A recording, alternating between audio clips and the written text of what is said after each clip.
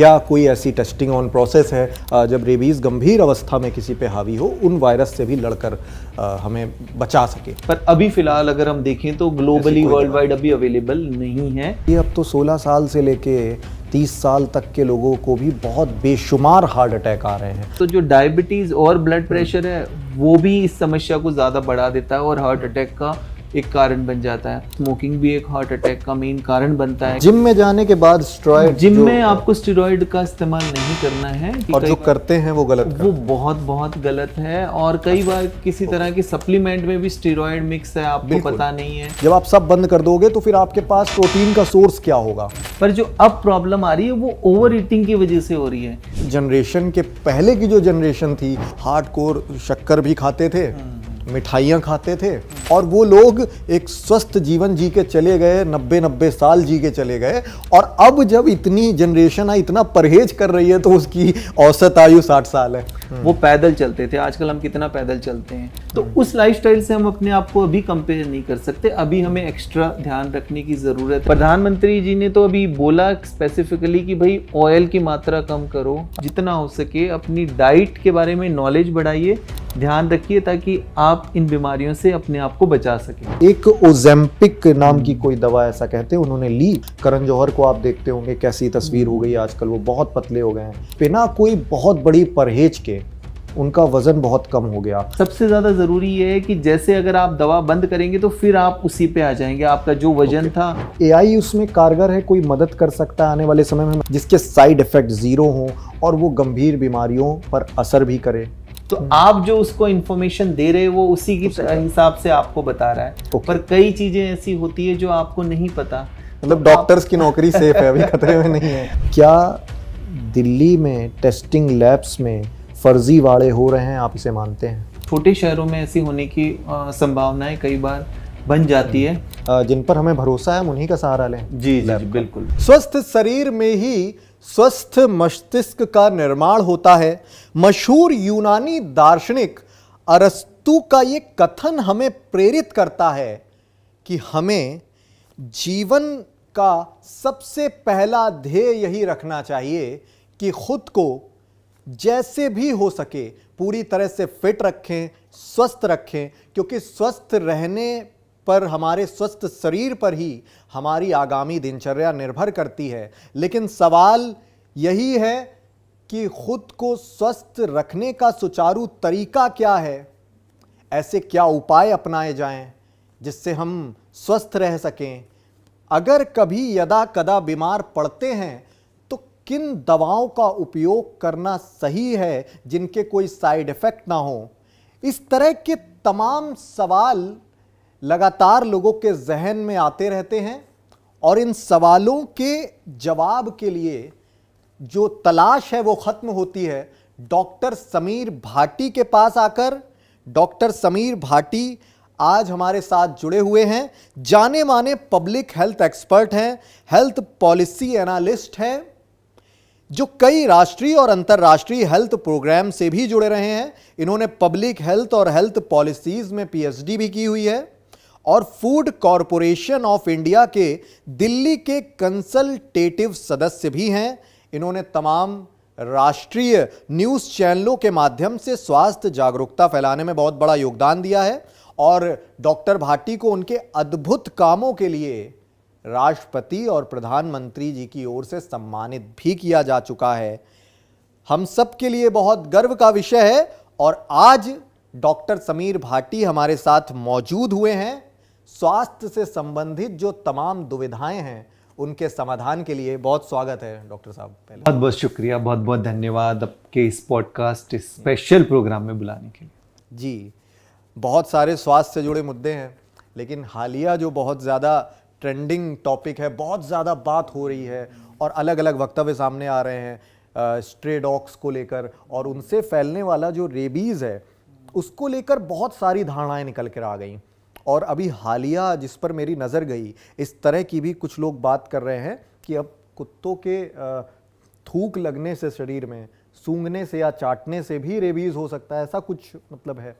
हाँ, देखिए रेबीज का जैसे हम बात करें तो रेबीज एक इस तरह की बीमारी है जो कि 100% प्रिवेंटेबल है। जैसे ज़्यादातर हम बात करते हैं कि prevention is better than cure, बीमारी को होने से पहले ही रोक लें, तो ये एक ऐसी प्रॉब्लम है जो कि पूरी तरह से रोकी जा सकती है। और दूसरा, अगर ये हो गई तो इससे बचना मुश्किल, मतलब नामुमकिन है।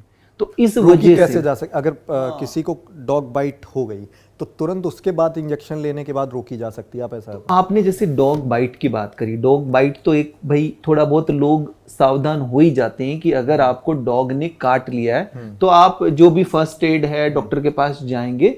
पर जैसा अभी आपने सवाल किया कि क्या डॉग जब लीकिंग करता है, उसकी लार हमारे पास लग जाती है, तो क्या उससे भी रेबीज हो सकता है? तो देखिए, ये हमें समझना बहुत ज्यादा जरूरी है कि डॉग, कई बार लीकिंग को लेकर हम उतना ज़्यादा सतर्क या सावधानी नहीं रखते कि आपका घर का शायद पेट डॉग ही हो गया, या आपको लगा कोई छोटा पप्पी हो गया, या उसने आपको थोड़ा सा खरोच ही दिया है, स्क्रैच कर दिया, या उसकी लार किसी तरह से वो जीभ से कई बार डॉग्स ऐसे करते हैं, खास तौर पे जो पेट डॉग होते हैं, घर में होते हैं, और उसके अलावा वो बच्चों को, छोटे बच्चे घर में होते हैं तो उनके साथ खेलते हैं तो थोड़ा पंजा लगा दिया या थोड़ा सा जीभ से उसको लिकिंग कर रहा है, तो उससे भी होने की संभावनाएं हो जाती है।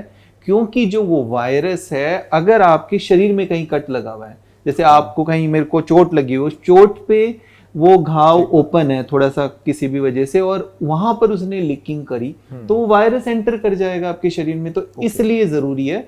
तो अब इसमें एक ये भी कई बार लोगों का सवाल उठता है कि भाई हमारे घर में जो हमने पपी रखा है या हमारे घर के अंदर जो डॉग है उसको हमने वैक्सीन लगाई हुई है, तो वैक्सीन लगाई हुई है फिर भी, क्योंकि वैक्सीन भी कोई पूरी तरह से सुरक्षित होती नहीं है, तो इस वजह से आपको संभावना बढ़ जाती है। तो लीकिंग किया हो, मतलब जीभ से उसने आपको लीक किया हो या पंजा लगाया हो, उस केस में भी डॉक्टर के पास जाना है, और अगर वो कहेंगे तो उस हिसाब से उनको रेबीज का वैक्सीन लगाना है। अच्छा, और अगर हमने ऐसी भी अपने पास कोई वैक्सीन अवेलेबल है जिसको हम लगाने वजह से बहुत सारी बीमारियां आई जिन पे हम लोग वैक्सीनेशन कर लेते हैं, वो बीमारियों की रोकथाम हो जाती है, रेबीज़ को लेकर ऐसी अपने पास कोई वैक्सीन अवेलेबल है जिसको हम लगाने के बाद हम सुरक्षित रह सकें कि हमें कोई अगर डॉग बाइट होगी तो हम सेफ रहेंगे? हाँ, देखिए, अगर वो वैक्सीन लगा लेते हैं बट फिर भी आपको दोबारा उसका बूस्टर की जरूरत भी पड़ती है। ऐसी वैक्सीन है जो मतलब डॉग को भी लगाई जाती है, और आप भी, जैसे अगर आप उस तरह से आप हाई रिस्क में हो तो ऐसा नहीं कि सबको जरूरत है कि जैसे कोई किसी तरह के ऐसे डॉग से रिलेटेड उसकी कोई एक्टिविटी है, कोई ट्रेनर है जो बहुत ऐसे डॉग्स को ट्रेनिंग दे रहा है, या किसी भी तरह की ऐसी वेटरनरी सर्विसेज में वो डील करते हैं, तो वो इस तरह से ले सकते हैं, बट उसको भी फर्दर चेक कराकर देखना पड़ता है कि उसका असर कितना है, क्योंकि उसका कुछ समय तक असर होता है और फिर एक बूस्टर लेना पड़ता है, तो वो लगाकर देख सकते हैं। पर ऐसा नहीं है कि उसने लगा ली फिर डॉग बाइट हो गई और फिर दोबारा ना लगानी पड़े, नहीं, वो डॉग बाइट हो गई तो फिर उसको भी वही सब चीजें करनी पड़ेगी।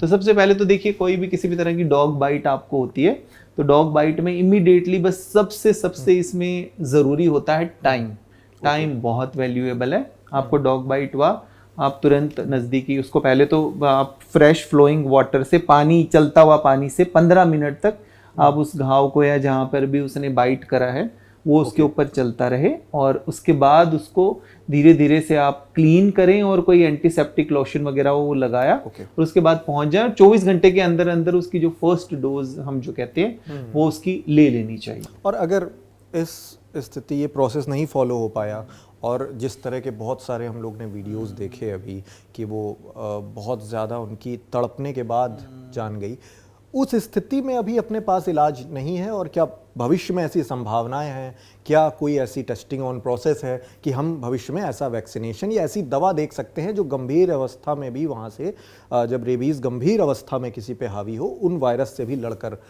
हमें बचा सके? एक तो हमारे को दर्शकों को सबसे पहले ये समझना जरूरी है, व्यूवर्स को, कि अगर उसके लक्षण आ गए तो फिर तो मतलब समझ लीजिए कि बहुत ही एक गंभीर स्थिति हो गई है, किसी भी तरह के अगर लक्षण। मैं उसी स्टेज की बात कर रहा हूँ, क्या उस समय भविष्य में क्या हम ऐसी कोई दवा देख सकेंगे? अभी रिसर्च स्टेज पे होगी, पर अभी फिलहाल अगर हम देखें तो ग्लोबली वर्ल्ड वाइड अभी अवेलेबल नहीं है इसलिए इसके ऊपर प्रिवेंशन ही रखनी है और इमीडिएटली ऐसी कोई प्रॉब्लम होती है इसमें हमें जाकर तुरंत वैक्सीन लेना है। ठीक है, रेबीज़ बहुत गंभीर समस्या है, लगातार बढ़ते मामले सामने आए, उसी तर्ज पर हार्ट अटैक के केस भी बहुत ज़्यादा बढ़ते चले जा रहे हैं लगातार। बहुत मशहूर हस्तियों को भी हमने इस तरह देखा, ये तस्वीर हमारे सामने आई कि वो बिल्कुल निकले, ठीक ठाक निकले, इंस्टा लाइव किया उन्होंने और उसके बाद उन्होंने जिमिंग करी या कोई भी एक्टिविटी करी और कुछ देर बाद उनके मौके पर ही डेथ हो गई, हार्ट अटैक उसकी वजह बताई गई। क्यों बढ़ते जा रहे हैं भारत में हार्ट अटैक के केसेस, इसकी मूल वजह क्या हो सकती है? तो भारत में जो एक चिंता का विषय है, जो हार्ट अटैक बढ़ रहे हैं और यंग लोगों में खास तौर पे बढ़ रहे हैं, यंग लोगों के अंदर हार्ट अटैक आने का और खास तौर पे एक चिंता का विषय ये भी है और जिसके बारे में काफी चर्चा की जाती है कि भाई आप दिखने में फिट दिख रहे हो, सब कुछ ठीक है, फिर एकदम अचानक से कैसे हुआ। और दूसरा अगर हम देखें कि ज्यादातर अगर आप पूरी संख्या देखेंगे तो उसमें यंग लोगों की संख्या काफी ज्यादा है। अब इसके पीछे अब इसके पीछे देखिए कारण जितना भी है, अचानक से तो कई बार हम नहीं कहते कि अचानक से हुआ है, क्योंकि कुछ ना कुछ शरीर में ऐसी प्रॉब्लम होती है, अंडरलाइंग डिजीज होती है जो अचानक एक तो हार्ट अटैक होता है और एक कार्डियक अरेस्ट होता है। तो कार्डियक अरेस्ट का तो मतलब हार्ट ने एकदम काम करना बंद कर दिया और उस टाइम हमारे पास टाइम होता ही नहीं है कि पेशेंट को किस तरह से सेव किया जा सके। हार्ट अटैक के तो जैसे लक्षण आते हैं, आपको लक्षण आने शुरू होंगे, आपको सांस लेने में दिक्कत हो, थोड़ा पेन होगा, पसीने आना, इस तरह के कुछ लक्षण आपको महसूस होंगे और आपके पास एक समय होता है कि आप अपनी जांचें कराएं, पर कार्डियक अरेस्ट तुरंत होता है। तो इसमें अब बढ़ने के पीछे कारण क्या है? वैसे तो अगर ज्यादातर देखें अभी तक जितनी भी चीजें सामने आ रही है उसमें हम एक लाइफस्टाइल को तो मानते हैं, जीवन शैली को बड़ा कारण। इसके अलावा भी कुछ और कारण है जिसके अंदर कुछ लोगों में जो सडन कार्डियक अरेस्ट एकदम अचानक, तो उनमें कंजेनाइटल भी हो सकता है, फैमिली में भी हो सकता है कि यंग एज में अगर उनके पेरेंट्स को 50 की कम उम्र से पहले ही किस तरह की कोई सडन डेथ की हिस्ट्री रही हो, तो उनमें ऐसी होने की एक संभावना बनी रहती है। कई बार कुछ और पहले हम लोग ये केसेस देखते थे कि 40 साल 45 साल के किसी को हार्ट अटैक आ गया या ज़्यादातर वृद्धावस्था में आ रहे थे। अब जिन केसेस की बात हो रही है, अब तो 16 साल से लेके 30 साल तक के लोगों को भी बहुत बेशुमार हार्ट अटैक आ रहे हैं और पिछले 5 साल में आई थिंक इन केसेस की संख्या भी, जो आंकड़े कहते हैं WHO के, बहुत तेज़ी से बढ़ती जा रही है और इस तरह का दावा भी है कि भारत में हार्ट पेशेंट की संख्या आने वाले समय में और ज़्यादा बढ़ सकती है अगले 10 सालों की अवधि में। तो क्या वजह हो सकती है? हाँ, एक तो इसमें यह है कि हमारी जो जेनेटिक्स होते हैं, अगर हम भारतीयों की बात करें, साउथ एशिया की बात करें, तो हमारी जो हार्ट की नसें हैं जो हार्ट को ब्लड सप्लाई करती है, वो थोड़ी कंपैरेटिवली इस तरह की होती है कि उनमें ब्लॉकेज जल्दी बन जाता है। अगर अब हम वेस्टर्न कंट्रीज की बात करें, यूरोप की बात करें, तो एक तो हमारे प्लाक वो जल्दी बनते हैं क्योंकि संरचना ऐसी होती है। अब क्या होता है कि हम डाइट उनकी फॉलो कर रहे हैं आजकल, अगर हम यूथ को देखें कि उस तरह की डाइट, वो डाइट उनके लिए ठीक है पर वो डाइट हमारे लिए ठीक नहीं है। तो एक तो ये जो फैक्टर आया। दूसरा अगर एक फैक्टर देखें भारत के अंदर, साथ के साथ ही डायबिटीज और ब्लड प्रेशर भी काफी ज्यादा बढ़ रहा है। आपने देखा होगा कि भाई डायबिटीज की कैपिटल, ब्लड प्रेशर एक साइलेंट किलर है। तो जो डायबिटीज और ब्लड प्रेशर है वो भी इस समस्या को ज्यादा बढ़ा देता है और हार्ट अटैक का एक कारण बन जाता है। इसके अलावा स्मोकिंग देखें तो स्मोकिंग भी एक हार्ट अटैक का मेन कारण बनता है, क्योंकि वो हमारी जो नसें होती है उनमें इन्फ्लामेशन करता है, ब्लॉकेज का एक कारण बनता है। डाइट का जैसा मैंने बताया कि भाई वो आपके फैटी लिवर, कोलेस्ट्रॉल ये सब बढ़ाती है, वो भी एक फैक्टर हो गया। स्ट्रेस एक बहुत ही बड़ा फैक्टर हो गया जो कि आपका इन्फ्लामेशन करता है और वो भी एक हार्ट अटैक का। नींद ठीक से ना होना, क्योंकि कई तरह की रिसर्च आई है, उसमें कहा गया है कि भाई भारतीयों की नींद ठीक नहीं है, स्लीप डिस्टर्ब रहती है और ये सारी चीजें ज्यादातर यंग लोगों के अंदर है। आपने देखा होगा 60s में लोग इतना ज्यादा नहीं इस चीजों को करते और 60s में जो लोग हैं उनका पिछले काफी सालों से खाना ठीक था, पर जो 25 साल की उम्र में, 30 साल की उम्र में, 20 साल से हमारा खाना पीना, हमारा एटमॉस्फेयर, ये सब चीजें चेंज हुआ। तो जो सबसे ज्यादा प्रभावित है वो जो 30 साल वाला एज ग्रुप है, 25-30 साल वाला, क्योंकि उनके ऊपर अपना करियर, बिजनेस लाइफ, सबका प्रेशर भी होता है और उसके अलावा उनकी लाइफस्टाइल भी इस तरह से बिगड़ी हुई होती है। और जब बड़ी कुछ चर्चित सेलिब्रिटीज़ हाल ही में अभी दुनिया को अलविदा कहा कई सेलिब्रिटीज़ ने, तो इस तरह की भी अब मिथ है या फैक्ट है, इस पर चर्चा होनी चाहिए। वो कहते हैं कि जिम बहुत ज़्यादा जिमिंग करने से, हार्डकोर जिमिंग करने से और अपना शेड्यूल बहुत ज़्यादा टाइट रखने से हार्ट अटैक के केसेस बढ़ रहे हैं। ये बताइए डॉक्टर साहब कि जिमिंग क्या हार्ट अटैक के केसेस बढ़ा रही है? देखिए, एक चीज़ हमें ये समझना ज़रूरी है कि हार्ट, आप जिमिंग करने के लिए जा रहे हैं या कोई भी ऐसी एक्टिविटी जिसमें हार्ट को बहुत ज़्यादा काम करना पड़ रहा है और उससे पहले आपने हार्ट को तैयार नहीं किया हुआ, मतलब जैसे आपने कभी जिमिंग ठीक तरीके से करी नहीं, रनिंग कभी की नहीं और आपने एकदम उसको शुरू कर दिया, ओवर करने लगे, तो उसके लिए आपका हार्ट प्रिपेयर है कि नहीं। पर यहाँ पर ज़रूरी है कि हमें जिम्स को भी बदनाम नहीं करना। देखिए, जिम्स के तो कितने सारे फायदे हैं।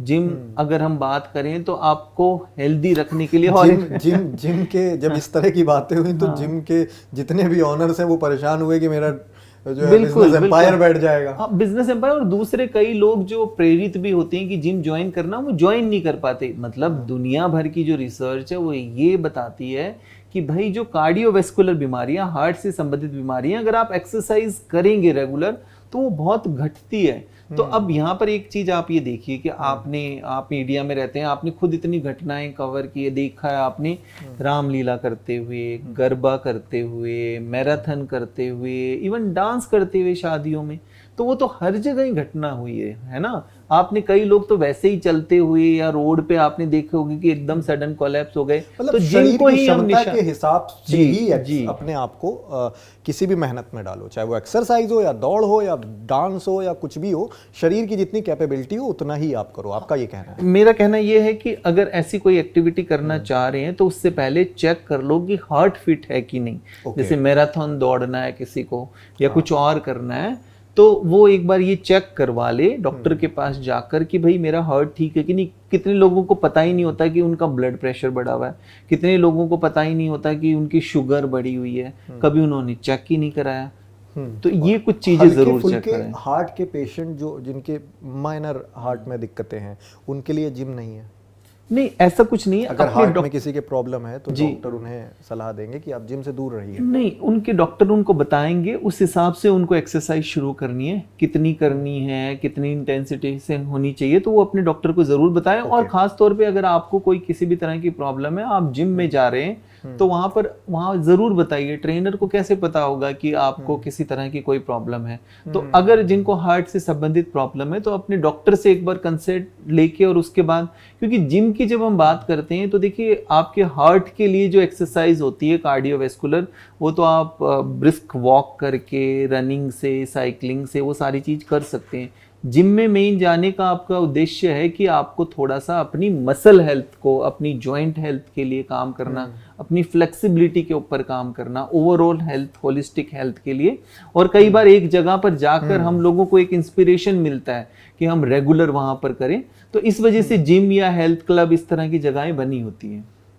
ठीक है। और टीन एज से लेके यंगस्टर्स जो आजकल हैं, वो जिम में जाने के बाद, क्योंकि जिम की लाइफस्टाइल को आप बहुत अच्छे से समझा रहे हैं, तो थोड़ा ये भी समझाइए कि स्टेरॉइड का इस्तेमाल पर भी बहुत एक विवाद का विषय है कि स्टेरॉइड का इस्तेमाल होना घातक भी है। कई लोग कहते हैं कि आप अगर लिमिटेड वे में स्टेरॉइड लेते हो तो वो बॉडी पर एक पॉजिटिव असर भी करता है। स्टेरॉइड क्या बॉडी पर किस तरह असर करता है, पहले ही तो ये समझाइए, और उसके बाद इसके फायदे या नुकसान क्या है ये समझाइए। नहीं, स्टीरॉयड बॉडी बिल्डिंग के लिए तो आपको बिल्कुल भी इस्तेमाल नहीं करना है। स्टीरॉयड कई बार किसी जब ट्रीटमेंट के लिए डॉक्टर किस तरह से किसी जिम में जाने के बाद स्टेरॉइड, जिम में आपको स्टीरॉयड का इस्तेमाल नहीं करना है किसी भी तरह की। और जो करते हैं वो गलत, वो बहुत बहुत गलत है। और कई बार किसी तरह के सप्लीमेंट में भी स्टीरॉयड मिक्स है, आपको पता नहीं है। तो स्टीरॉयड तो बिल्कुल भी आपको नहीं करना है, क्योंकि वो अल्टीमेटली आपको लॉन्ग टर्म के लिए बहुत तरह के, आपके लिवर को डैमेज करता है, आपकी किडनी को डैमेज करता है, आपकी बोन्स को डैमेज करता है। एक बहुत चर्चित डॉक्टर थे, उनसे बात हो रही थी, उनका कहना था कि इंडिया के 70% जो हेल्थ सप्लीमेंट्स हैं उनमें स्टेरॉइड होता है। आप मानते हैं इस बात को? नहीं, ऐसा हम नहीं कह सकते 70% में हो सकता है, क्योंकि क्योंकि अभी मैं बात करूं तो प्रोटीन की काफी डिमांड बढ़ गई है भारत के अंदर। प्रोटीन पाउडर्स की डिमांड और बढ़ी वे है, लोग प्रोटीन काफी बहुत करते हैं, वे बड़ी प्रोटीन मार्केट है बहुत उनकी। तो जिस चीज की डिमांड बढ़ जाती है, सप्लाई उस तरह से नहीं हो, तो कई बार अडल्ट्रेशन, मिलावट की चीजें काफी बढ़ जाती है। और अभी पर जिस तरह से एफएसएसआई काफी ज्यादा सक्रिय है और चीजों को लेकर काफी जांच हो रही है, तो कई बार हमें ऐसा कुछ डाउट लगता है, तो फूड सेफ्टी लैब्स अवेलेबल है। तो आप जब भी प्रोटीन वगैरह लेते हैं तो प्रोटीन के अंदर स्टेरॉयड है कि नहीं, उसके लिए आप जांच करा सकते हैं। तो इस तरह की लैब अवेलेबल है, आप जांच करके प्रोडक्ट लीजिए। पर ऐसा नहीं है कि अगर आपके शरीर को रिक्वायरमेंट है किसी भी रीजन की वजह से और डॉक्टर ने बताया और डाइट की वजह से आप पूरा नहीं कर पा रहे, तो आपको लेने की जरूरत पड़ सकती है। तो इस वजह से ये जरूर है कि प्रोटीन, वे प्रोटीन खराब नहीं है, वे प्रोटीन में अडल्ट्रेशन, मिलावट की वजह से कई बार प्रॉब्लम हो सकती है। सही सोर्स से लें और फिर आप जितना आपकी बॉडी को ज़रूरत है उतना लेना है, पर जिसका जितना वेट है उतना तो उसको प्रोटीन चाहिए ही चाहिए अपनी रियर एंड टीयर के लिए। ठीक है। और चूंकि आपका शेड्यूल भी मैं लगातार देख रहा हूँ पिछले कई सालों से, आप भी बहुत एक स्ट्रिक्ट डाइट प्लान भी फॉलो करते हैं, आपका सुबह एक अच्छा रूटीन रहता है। और फिर आपने अभी जब ऑफ कैमरा बात हो रही थी तो आपने बहुत परहेज का बहुत जिक्र किया कि आपको एक वन टाइम मील का आपने बताया। उसके बाद आपने कहा कि आपको खाने में बहुत सारी परहेज करनी पड़ेगी। अगर हम, तब ये मन में सवाल आता है कि अगर हम इतना परहेज करेंगे तो फिर क्या हमारे पास सोर्स होंगे? एक आप बहुत बड़े फिटनेस एक्सपर्ट के साथ बैठे हुए थे, उन्होंने कहा कि जब आप सब बंद कर दोगे तो फिर आपके पास प्रोटीन का सोर्स क्या होगा? आपकी बॉडी में प्रोटीन ही नहीं जाएगा, और जब प्रोटीन नहीं जाएगा तो फिर आप अपनी रेगुलर का जो रूटीन है वो कैसे पूरा करोगे? देखिए, मैं अपने पर्सनल एक्सपीरियंस से या ओवरऑल देखूं तो अब ज्यादा जो प्रॉब्लम आ रही है, पहले हम बात करते थे कि भाई मल न्यूट्रिशन की वजह से कि भाई प्रॉब्लम हो रही है कि लोग को खाना उतना नहीं मिल पा रहा है, ये नहीं। पर जो अब प्रॉब्लम आ रही है वो ओवर ईटिंग की वजह से हो रही है। इनफैक्ट हम बच्चों में देखें, टीनेजर्स में देखें, यंग अडल्ट्स के अंदर देखें, आपके कोलेस्ट्रॉल लेवल बढ़े हुए हैं। ज़्यादातर उसके पीछे कारण है कि आपका खाना ठीक नहीं है, ज़्यादा खा रहे हैं। फैटी लीवर का अभी ILBS ने स्टडी करी थी दिल्ली NCR के लोगों पे, यंग लोगों में 50% से ज़्यादा लोगों को सबको फैटी लीवर मिला। आप ये देखिए खुद ही, आप अपनी तरफ चारों तरफ नज़र दौड़ाएंगे तो कितने लोग हैं जिनकी बेली फैट, पेट की तरफ जो फैट है वो निकला हुआ है। तो ओवर ईटिंग का कारण है ना। सॉरी टू इंटरप्ट डॉक्टर साहब, मैं अब ये इसमें फिर मैं ये भी सोचता हूँ कि इस जनरेशन के पहले की जो जनरेशन थी वो बहुत ज़्यादा, वो कभी खाने का परहेज तो अब कहने लगे हैं लोग, ये मत खाओ वो मत खाओ। वो तो हार्डकोर शक्कर भी खाते थे, मिठाइयाँ खाते थे, और उनका रूटीन भी बाहर का खाना भी, कोई परहेज नहीं होती थी। और वो लोग एक स्वस्थ जीवन जी के चले गए, 90-90 साल जी के चले गए। और अब जब इतनी जनरेशन है, इतना परहेज कर रही है, तो उसकी औसत आयु 60 साल है। तो अब इसमें देखिए, एक बार ये जरूर है कि जब भी ऐसा वाला हमारी डिस्कशन में बात होती है, ऐसा ख्याल आता है कि भाई हमारे पेरेंट्स या हमारे दादा दादी वो तो सब चीजें खाते थे। तो अब उनका कंपेयर हमें ये करना ना, वो सब चीज खाते थे पर उनकी जीवन शैली, लाइफस्टाइल कैसे थी? वो पैदल चलते थे। आजकल हम कितना पैदल चलते हैं? वो क्या किसी चीज को ऑर्डर देते थे कि घर पर उनके डिलीवर हो गई? लेकिन वो जिम नहीं करते थे डॉक्टर साहब। अब जिम लोग कर रहे हैं और मेहनत उतनी कर रहे हैं, लेकिन डाइट पे फॉलो। अभी भी मैं देखूं, अगर जिम का आप ओवरऑल देखो तो कितने % लोग जिम करते हैं? मुझे नहीं लगता 10% से ज्यादा लोग जिम करते होंगे। जो जिम कर रहे हैं वो ये खा सकते हैं? नहीं, जिम कर रहे हैं वो ऐसा कुछ भी नहीं है। अगर आप रोज ड्रिंक कर रहे हो, रोज ओवर ईटिंग करे जा रहे हो, तो जिम का आपको कोई असर या कोई बहुत ज्यादा फायदा आपको होगा नहीं। पर ये है कि आप धीरे धीरे साथ के साथ अपनी कैलोरीज को बर्न भी कर रहे हो। पर मैं इस चीज के दोबारा, जो भी आपने एग्जाम्पल दिया कि पहले वाले लोग क्या हर चीज के लिए कैब मंगाते थे या पैदल कितना मार्केट जाते थे, सामान उठा कर लेकर आते थे, कितना एक्सर्शन वाली उनकी एक्टिविटी होती थी। पहले वाले अगर कुछ भी खा रहे थे, अगर आप कह रहे हैं मीठा खा रहे थे सब, क्या पहले इतना package food, junk food, fast food वो खाते थे? या पहले क्या उतनी ज्यादा मिलावट थी? ये पहले की अगर हम बात करें एनवायरनमेंट की, क्या उसमें इतना पोल्यूशन, ये सब चीजें थी? पहले क्या इतना स्ट्रेस लेवल था? पहले के लोग, क्या आपको लगता नहीं कि 9 बजे सो जाते थे, लाइट ऑफ हो जाती थी, इतना ज्यादा स्क्रीन एक्सपोजर था? तो उस लाइफस्टाइल से हम अपने आप को अभी कंपेयर नहीं कर सकते। अभी हमें एक्स्ट्रा ध्यान रखने की जरूरत है, क्योंकि हम कैलोरीज को बर्न नहीं कर पा रहे, तो इस वजह से हम जो खा रहे हैं उसकी क्वांटिटी को, उसके पोर्शन साइज को हमें कम करने की बहुत ज्यादा जरूरत है। नहीं तो फिर जैसे मैंने आपको बात करी, और आप ये देखिए कि इसके पीछे रिसर्च है, हम कोई भी बात ऐसे नहीं कह रहे, ये WHO ने बोला, ICMR ने बोला है। अभी जो ICMR ने अपना डेटा निकाला था उसमें बोला कि भाई यहाँ पर जो लोग हैं भारतीयों में, ज़्यादातर में ब्लड प्रेशर मैक्सिमम सबके अंदर दिख रहा है, फैटी लीवर सबके अंदर दिख रहा है, कोलेस्ट्रॉल सबके बढ़े हुए हैं, और दूसरी एक चीज़ और बताई गई है कि हमारी जो रिकमेंडेड रोज की मात्रा है चीज़ों की, जैसे सोडियम की जो जितना हमें लेना चाहिए नमक, उससे 3 गुना ज़्यादा हम नमक खा रहे हैं। जितना हमें पूरी कैलोरीज में शुगर इंटेक होना चाहिए उससे 3-4 गुना ज़्यादा हम शुगर खा रहे हैं। प्रधानमंत्री जी ने तो अभी बोला स्पेसिफिकली कि भाई ऑयल की मात्रा कम करो, अपने ऑयल को कम से कम करो।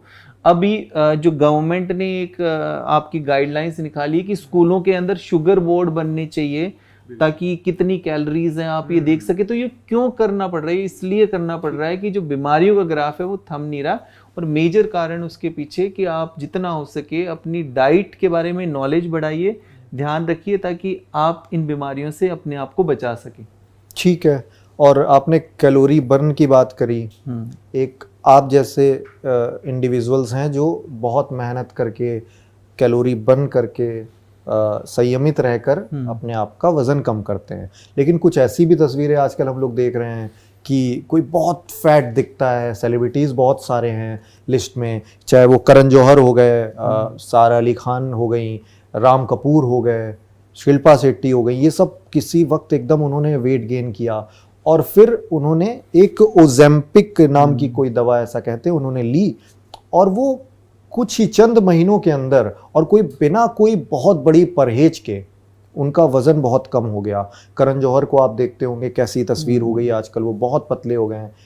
ये जो दवा ओजेम्पिक है, इसका कोई दुष्प्रभाव है, कोई साइड इफेक्ट है, या ये दवा सबके लिए आसानी से ली जा सकती है, कोई साइड इफेक्ट नहीं है? ये थोड़ा समझाएं।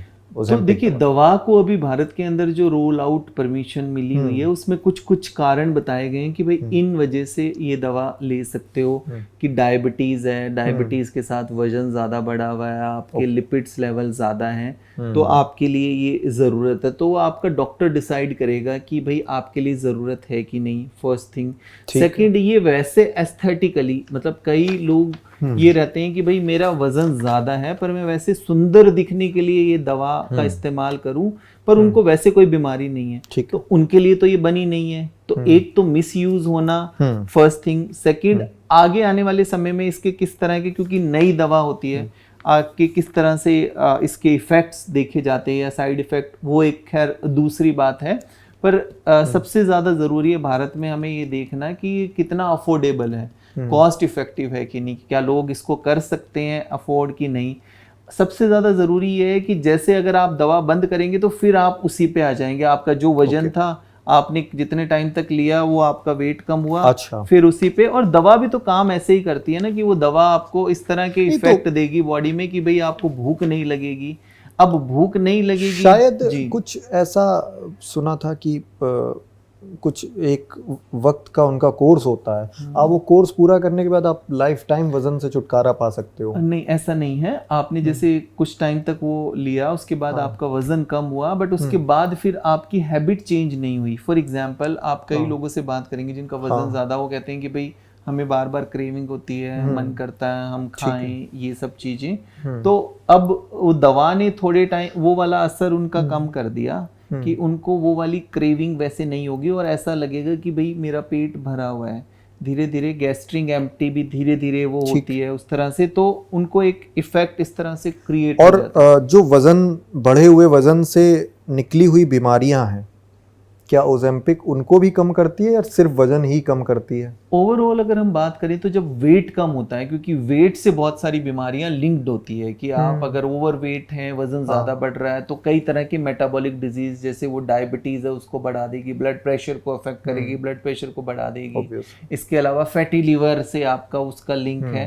तो जब वो कारण कम होता है तो डेफिनेटली उससे लिंक्ड जितनी बीमारियां होती हैं उनमें भी इम्प्रूवमेंट आना शुरू होता है। तो इस तरह से ये दवा काम करती है। अफोर्डेबल है, मतलब क्या अफोर्डेबल प्राइस नहीं है, ये महंगी काफी ज्यादा दवा है और सब इसको अफोर्ड नहीं एक कर खुराक कितने की आ जाती होगी मार्केट में, क्या प्राइस होगा? डिपेंड करता है, अभी शायद 12-15 हज़ार के करीब है, बट अच्छा, आगे आने वाले और समय में ओजेम्पिक देखते हैं। ही दवा है या कोई और भी दवा है? नहीं, ये एक दो ब्रांड नेम से चलती है, बट इम्पोर्टेंट ये है कि ये ओवर द काउंटर नहीं ले सकते आप कि जाकर आपने ले ली, प्रिस्क्रिप्शन बेस्ड दवा है। तो जब तक आपके डॉक्टर, पर मैंने आपको ये बताया कि ये वजन कम करने के लिए नहीं है, ये डायबिटीज के लिए दवा थी। पर इससे वजन में भी इफेक्ट देखा गया है कि भाई क्योंकि वेट कम होगा तो आपकी डायबिटीज भी कंट्रोल के अंदर रहेगी। पर मैंने वही बताया कि इसके स्पेसिफिकली इंडिकेशन है कि इन चीज़ों के अंदर इसको इस्तेमाल किया जाता है कंट्रोल वे में, और उसमें साथ के साथ आपके कुछ टेस्ट भी रेगुलर बेस पे कराए जाते हैं कि कहीं ना कहीं कुछ चीज़ें कम या ज़्यादा तो नहीं हो रही है, आपका शुगर लेवल डाउन तो नहीं हो रहा लेने से पहले, मतलब ये चेक लेने से पहले भी, और जब ले रहे हैं ड्यूरिंग फेज भी आपको चेक करके देखना पड़ता है। तो ये ज़रूरी है कि भाई ये आपके डॉक्टर ने बोला है कि नहीं आपके लिए तो बहुत ज़रूरी है और ये आपकी ओवरऑल हेल्थ को इम्प्रूव करेगी, तो फिर उस केस में लेनी ज़रूरी हो सकती है। जैसे कि हम अगर बात करें तो आपका वज़न ज़्यादा है, ओबीज है, डायबिटीज़ है, फैटी लीवर है, लीवर पर प्रेशर पड़ रहा है, आपकी नी जॉइंट पर, घुटनों पर प्रेशर पड़ रहा है, ऐसी कई चीज़ें हो गई, तो डॉक्टर को लगता है कि आपके हेल्थ केयर प्रोवाइडर को कि ओवरऑल इनकी हेल्थ में होलिस्टिकली इससे इम्प्रूवमेंट होगा। तो उस केस में एक हम जो बात करते हैं ना एस्थेटिकली ठीक दिखना, कि बस मैं ठीक दिखूं उसके लिए मैं इस तरह इस दवा का इस्तेमाल करूं, तो वो बिल्कुल भी सही नहीं है। ओके। और एआई का ज़माना है, एआई बहुत तेज़ी से रफ्तार पकड़ रहा है, तो इस तरह की ओजेम्पिक जैसी जो दवाएं आई, आने वाले टाइम में एआई कुछ मदद कर रहा है इस तकनीक को वजन घटाना, या कोई और बीमारी हो उनके जो दवाओं के पिल्स के साइड इफेक्ट हो जाते हैं, एआई उसमें कारगर है, कोई मदद कर सकता है? आने वाले समय में हम ऐसी कोई तकनीक, ऐसी कोई दवा देख सकते हैं जिसके साइड इफेक्ट जीरो हों और वो गंभीर बीमारियों पर असर भी करे? एआई का रोल मैं समझना चाह रहा हूं। एआई का रोल अगर हम वैसे ओवरऑल हेल्थ केयर के अंदर देखें तो देखिए एआई कोई डॉक्टर्स को रिप्लेस तो नहीं, डॉक्टर्स को कॉम्प्लीमेंट कर सकता है ना, कि जैसे वो वर्क एफिशिएंसी को और ज्यादा बेहतर तरीके से बढ़ा सकता है। ये सवाल डॉक्टर साहब मैंने इसलिए किया क्योंकि इस तरह की बातें भी हैं कि आने वाला समय एआई इतना जब तेज बढ़ रहा है तो डॉक्टर्स के 60-70% काम जो है एआई ही कर देगा।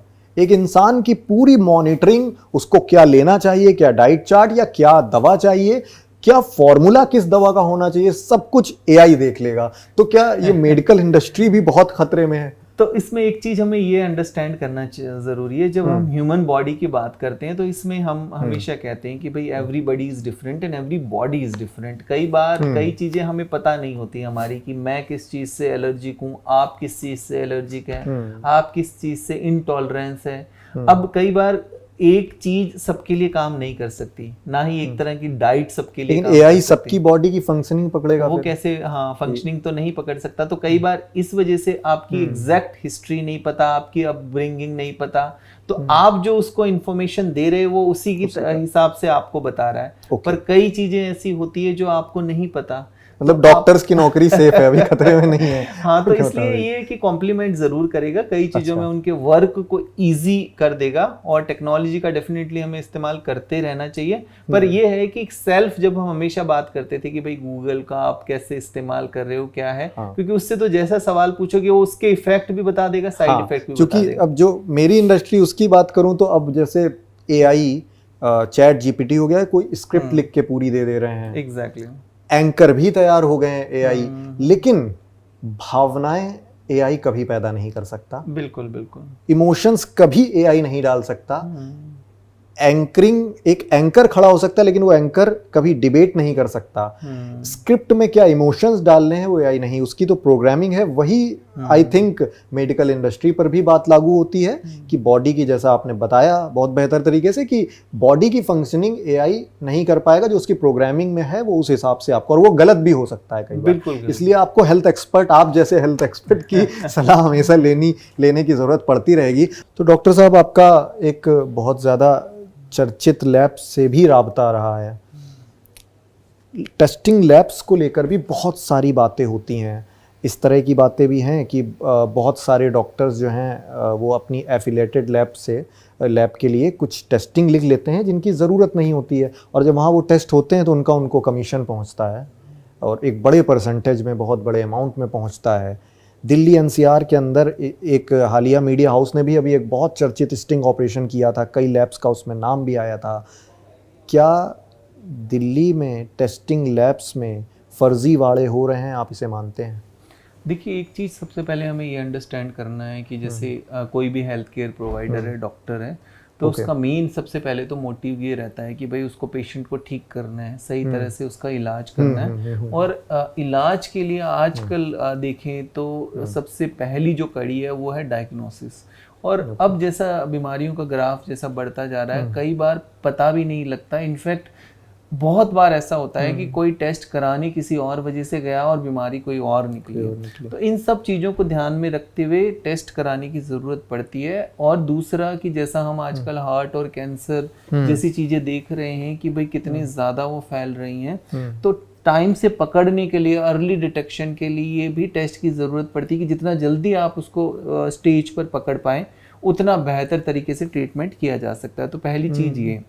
दूसरा ये होता है अक्सर कि किसी डॉक्टर का किसी लैब पर किसी भी रीजन से फेथ है, क्योंकि भारत के अंदर रीजनल लैब का प्रचलन काफी है।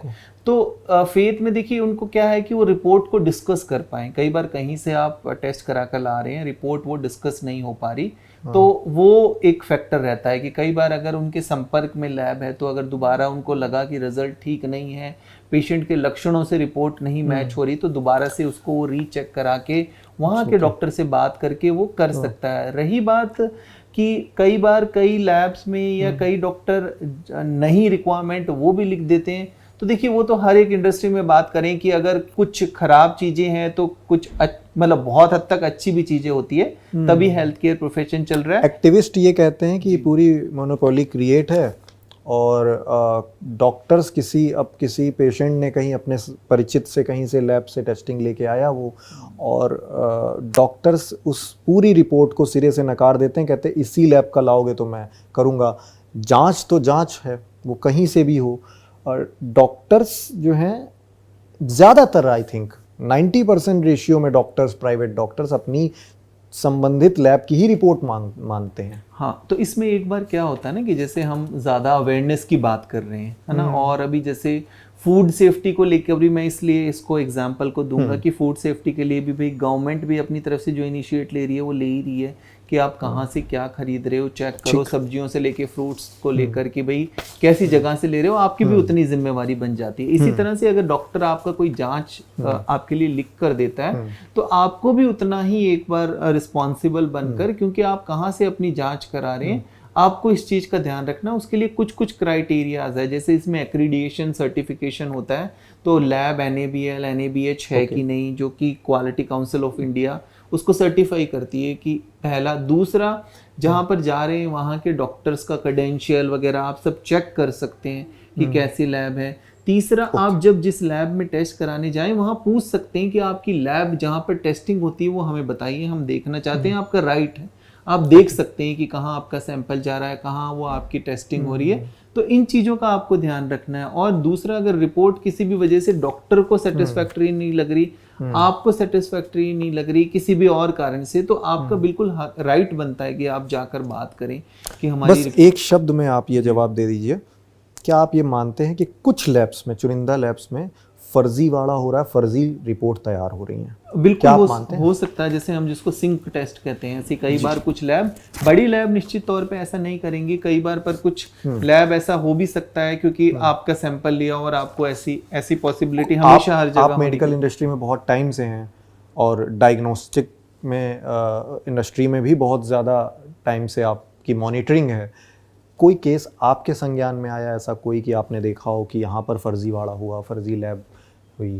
क्योंकि आप बहुत सारी लैब्स में आपका जाना होता रहता है।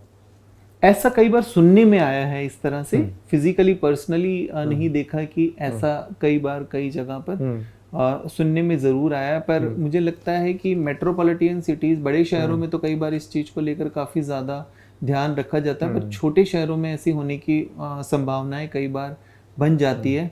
और कई बार क्या होता है कि कोई दूसरा भी आपका इस्तेमाल कर सकता है, ठीक। आपके लैब का, और लैब को stationery का, डिफेम भी किया करने डिफेम का भी कर सकता है। ऐसी कई चीजें हो सकती है, ठीक बात। संभावना हो सकती है। ठीक, बहुत ठीक बात कही आपने कि जिन पर हमें भरोसा है हम उन्हीं का सहारा लें। जी जी जी, बिल्कुल बिल्कुल। ठीक बात है। आजकल डिप्रेशन को लेकर भी बहुत ज़्यादा केसेस डिप्रेशन के बढ़ रहे हैं, युवाओं में बहुत ज़्यादा डिप्रेशन के केसेस हैं। क्या वजह है युवाओं में बढ़ते डिप्रेशन की, और डिप्रेशन की क्या कोई पिल है और वो काम करती है, या डिप्रेशन के लिए आपको काउंसलिंग की ही ज़रूरत है, वही रास्ता बेहतर है? एक तो थोड़ा सा हम डिप्रेशन और एंजाइटी की बात करें तो देखिए ये अंडरस्टैंड करना जरूरी है, क्योंकि आजकल ज्यादातर क्या होता है ना, युवा छोटी छोटी बातों को कह देते हैं कि मुझे तो डिप्रेशन हो रहा है, मुझे तो बहुत डिप्रेशन है। देखिए डिप्रेशन होता क्या है डिप्रेशन, आप ये समझाइए। डिप्रेशन चिंता मुझे भी होती है, आपको भी होती है, लेकिन डिप्रेशन में चले जाना, तो लो मूड होना या कभी कभी थोड़ा सा सैड फील करना, उसको हम डिप्रेशन नहीं कहेंगे ना। कि डिप्रेशन तो मतलब आप लंबे समय तक, क्लिनिकल डिप्रेशन कि कुछ हफ्तों तक लगातार आपको सैड फीलिंग आ रही है, लो फील कर रहे हो, आपको कोई भी काम करने का मन नहीं कर रहा, आपके शरीर में भी वो वाले सिम्टम आ रहे हैं कि आपको बहुत ज़्यादा वीकनेस फील हो रही है, आपकी नींद डिस्टर्ब हो रही है, या तो आप सो नहीं पा रहे हैं या बहुत ज़्यादा सो रहे हैं। पर कभी एक दो दिन हुआ किसी भी वजह से, किसी वर्क प्रेशर की वजह से या कोई और ऐसी समस्या चल रही है, तो ठीक है, वो चल जाता है, एक नॉर्मल टेंडेंसी है। बट वो लंबे समय तक ऐसा चल रहा है तो फिर आप उसको मान के चलिए कि वो आपको माइल्ड है, हल्का डिप्रेशन है, मॉडरेट है या सीवियर है, उसकी भी कैटेगरी होती है। पर ऐसा इस तरह से टैग करना, थोड़ा सा आपको कुछ फील हो रहा है लो सैड, वो तो वैसे भी हो सकता है आपका लो। पिल्स का बताइए, पिल्स जो क्या हम लोग इसमें ज़्यादा आपको काउंसलिंग वगैरह हेल्प करती है कि आप काउंसलिंग करें, क्योंकि अल्टीमेटली आपके ब्रेन्स के जो केमिकल्स हैं वही आपको इस तरह की चीज़ों को फील लेकिन कराएंगे। मैं पर्सनल अपना अनुभव बताता हूँ। मेरे मामा जी बहुत ज़्यादा एक वक्त पर कुछ पारिवारिक वजहों के चलते, जो बचपन से मेरा देखा हुआ पर्सनल केस है, वो डिप्रेशन में थे, और इतनी गंभीर स्थिति थी डिप्रेशन की कि वो गैदरिंग से बहुत डरते थे, और जब गैदरिंग होती थी तो वो अपने आप को कमरे में बंद कर लेते थे, बहुत ज़्यादा डिप्रेस रहते थे। फिर एक एलोपैथिक डॉक्टर मिले, चर्चित डॉक्टर काफ़ी, उन्होंने उन्हें कुछ पिल्स दी और कहा कि आप इनको कम से कम 1 साल तक लगातार खाइए, और चाहे जितनी काउंसलिंग करा लीजिए कोई फ़ायदा नहीं है। जब तक आप ये दवाओं के सहारे 1 साल हैं, 1 साल बाद आप इससे उबर सकते हैं। 1 साल तो आपको कंटिन्यू खानी होगी, और अगर आप बीच में ये छोड़ देते हैं, अगर 6 महीने आपने खाई और छोड़ दी, तो फिर आपको ना कोई काउंसलिंग बचा सकती है डिप्रेशन में, गंभीर डिप्रेशन में जाने से, और ना ही आप अगर वो दोबारा दवा शुरू करोगे तो वो बेअसर है वो दवा भी। इसलिए आपको 1 साल पूरी खानी ही है। ऐसी दवाएं हैं या सिर्फ एक ब्रांडिंग की गई है? नहीं नहीं, बिल्कुल देखिए ये अंडरस्टैंड करना ज़रूरी है। जैसे मैंने कैटेगरी का बताया, तो पहले वो जाकर वो टेस्टिंग करते हैं, कुछ चीज़ें उसके मतलब आपके क्वेश्चनेयर होता है जिसमें आप सब बताते हैं कि ऐसा फील हो रहा है, ये हो रहा है, ये नहीं हो रहा, तो वो माइल्ड, मॉडरेट या सीवियर कैटेगरी में उसके अकॉर्डिंग आपका ट्रीटमेंट। बट कई बार क्या होता है कि आप इतनी ज़्यादा सीवियर क्लिनिकल डिप्रेशन कैटेगरी में होते हैं कि पहले दवाओं के जरिए आपको एक उस स्थिति में लाया जा सकता है कि आप बात को सुन पाएं। अच्छा। क्योंकि ज्यादातर आप अगर वो बात ही नहीं सुन पाएंगे तो काउंसलिंग कैसे होगी? डिप्रेशन जैसे डॉक्टर साहब मनोवैज्ञानिक हो गया, दवा कैसे काम करेगी? आपको किसी से गैदरिंग में बैठाने के लिए, आपकी सोच को डेवलप करने के लिए या सोच को स्थिर करने के लिए एक दवा कैसे फंक्शनिंग करेगी? क्या होता है ना, सारा हमारे ब्रेन के अंदर कुछ इस तरह की न्यूरो केमिकल्स होते हैं जो आपका फील गुड फैक्टर आपको, या कई तरह के इमोशन आपके पैदा करती है। जैसे बहुत ज़्यादा नेगेटिव, बहुत ओवर थिंकिंग आ रही है, तो वो दवा उस तरह से असर करती है, क्योंकि सारा तो आपका बायोकेमिकल की, आप ये देखिए हम रील भी स्क्रॉलिंग करते हैं तो उससे डोपामिन रिलीज होता है, तो डोपामिन भी क्या हो, आपको फील गुड फैक्टर पैदा कराएगा। किसी भी तरह की एडिक्शन है, जो सिगरेट भी पीते हैं, स्मोकिंग करते हैं, उनको फील गुड फैक्टर होता है, डोपामिन रिलीज होता है। या कोई भी आप ड्रिंक की बात करें, कोई ऐसी चीज की, किसी को मीठा खाने का, स्पाइसी फूड, उससे डोपामिन, तो वो डोपामिन वो रिलीज हुआ और आपसे फील गुड फैक्टर आया।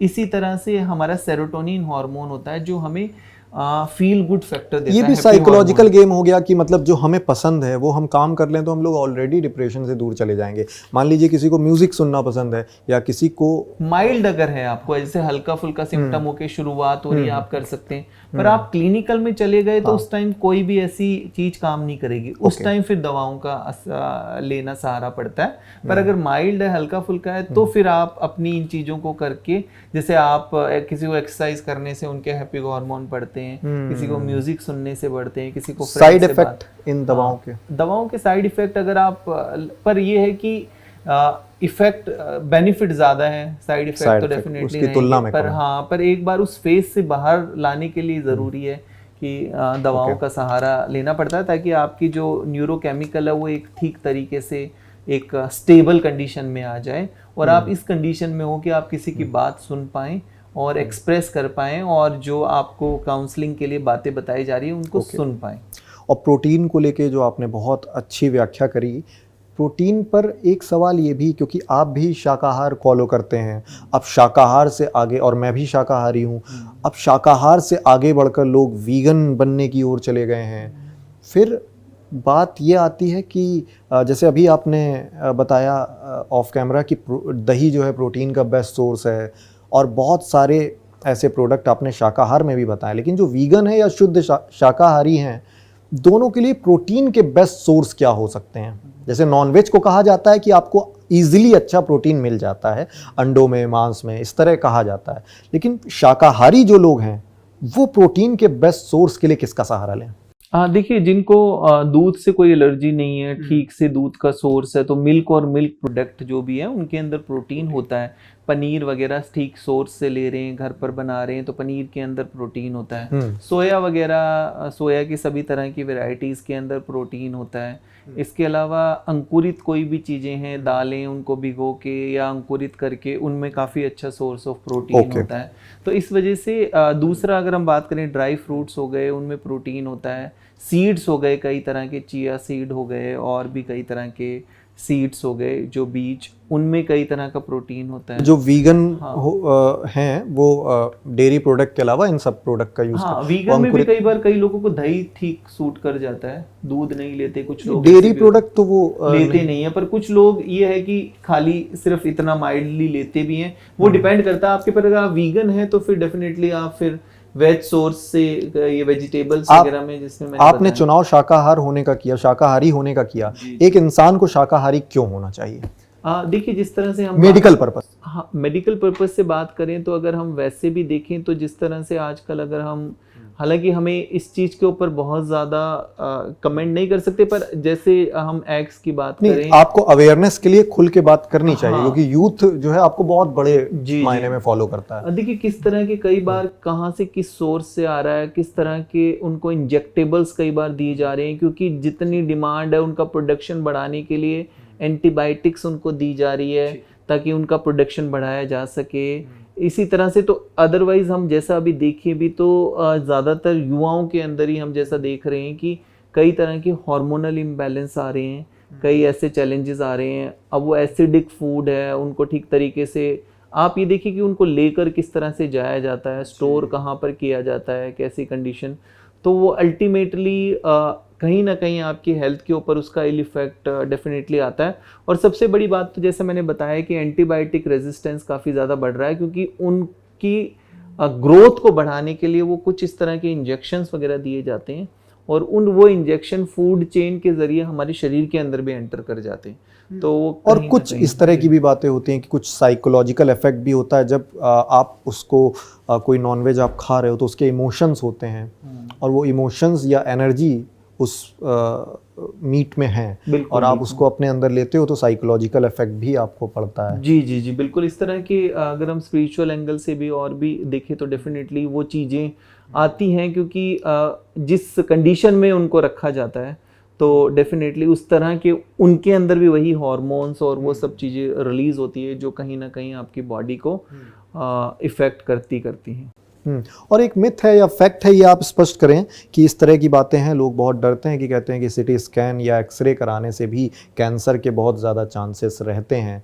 तो आप क्योंकि टेस्टिंग लैब से जुड़े रहे हैं, तो इसमें क्या वाकई में इस तरह की बात फैक्ट है कि आप सिटी स्कैन कराते हैं, एक्सरे कराते हैं तो आपकी बॉडी में कैंसर के कॉजेज हो सकते हैं? हाँ देखिए, जैसा मैंने अभी बात की कि कैंसर के मामले भारत में किस तरह से बहुत तेज़ी से बढ़ रहे हैं और सीटी स्कैन का एक बड़ा अहम रोल आ जाता है जो कि अर्ली स्टेज पे कैंसर को डिटेक्ट कर सकता है। और कई बार ब्लड वगैरह के ज़रिए हम कैंसर को डिटेक्ट नहीं कर सकते, पर सीटी स्कैन बहुत माइनर से माइनर कैंसर की जो शुरुआती अगर ऐसी कोई लिम्फ नोड्स वगैरह होता है उसको ठीक तरीके से पकड़ सकता है, डिटेक्ट कर सकता है।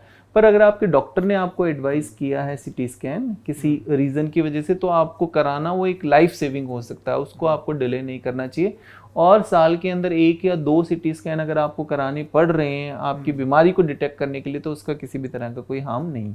और अगर ज़्यादा किया मतलब कुछ वजह हो सकती है, कुछ सिटी स्कैन होने से कैंसर के चांसेस हैं, 1%, 2% चांसेस हैं? इस तरह की बहुत चीज़ें कम देखी गई है, ऐसा कोई बहुत ज़्यादा ऐसा स्ट्रांगली डेटा नहीं है जो इस चीज़ को सपोर्ट करता है, क्योंकि कैंसर के जितने भी मामले देखे गए हैं उनके पीछे और कई रीज़न तो सामने आए, पर एक्सरे या सीटी स्कैन ऐसा कोई बहुत बड़ा फैक्टर नहीं माना गया है। ठीक है। और डॉक्टर साहब, अंतिम सवाल आपसे, आप मेडिकल इंडस्ट्री में बहुत बड़े पैमाने पर जुड़े हुए हैं और आपका एक्सेस आयुर्वेद, एलोपैथ, होम्योपैथ तीनों ही इंडस्ट्रीज़ में है। एक बड़ी बहस भी छिड़ी हुई है आजकल आयुर्वेद, एलोपैथ, होम्योपैथ को लेके। कुछ तबका, एक बड़ा तबका मानता है कि आयुर्वेद एक सबसे सही ज़रिया है, आपके कोई साइड इफ़ेक्ट नहीं है और आपको आसानी से गंभीर बीमारी का इलाज आयुर्वेद पद्धति में है, सनातनी पद्धति में है। कई ये कहते हैं कि जब आयुर्वेद हारता है तो एलोपैथ का सहारा लेते हैं, ऐसी भी बातें हैं। उस बीच कहीं अपना वजूद होम्योपैथ भी तलाशता है।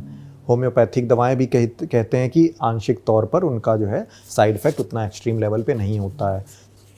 तीनों में सबसे सही माध्यम कौन सा है? एक बीमार शख्स को सबसे पहले किसे देखना चाहिए?